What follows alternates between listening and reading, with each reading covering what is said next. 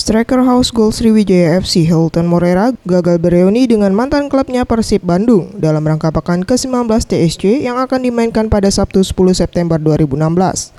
Hal tersebut dikarenakan Hilton harus absen akibat akumulasi kartu kuning yang diterima Hilton pada laga terakhir melawan Persiba Balikpapan.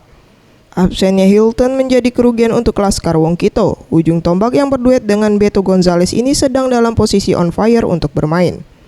Menurut Widodo, pelatih SFC, untuk mengisi peran Hilton, ia menyiapkan beberapa nama pemain yang kemungkinan dapat diturunkan, yakni Anis Nabar, Tamu Syafri, dan Rizky Dwi Ramadan, yang memiliki skill dan kemampuan yang cukup merata dan tidak jauh berbeda dengan kemampuan Hilton.